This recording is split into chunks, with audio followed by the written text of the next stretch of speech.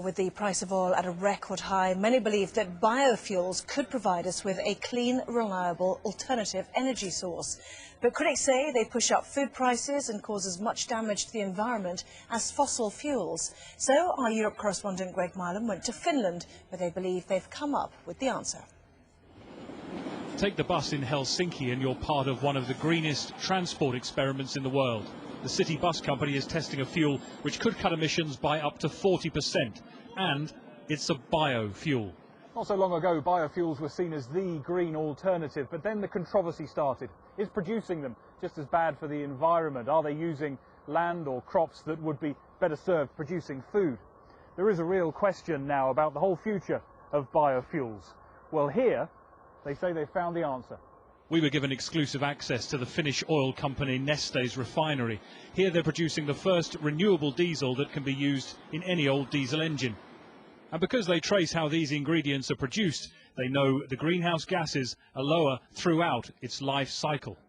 If you don't know the origin, if you don't have the traceability, it is very difficult to have a total understanding of the environmental impact on the production and also over the whole life cycle.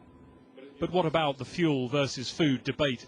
You could say this is more or less like a micro refinery for us. They're testing things like algae and microbes so they can stop using edible crops within 12 years. A UN official has said that using food as fuel is a crime against humanity. But the UK, the US and the EU are sticking to their biofuel targets.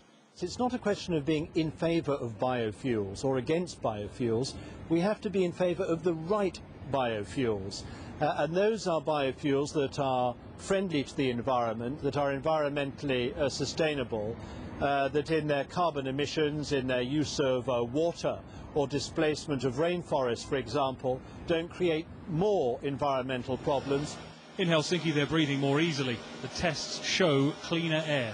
Very many cities in Europe are introducing low-emission zones this year. One of the main motivations is reduction of particulates to get rid of the old dirty diesels. And this is another way to tackle the problem.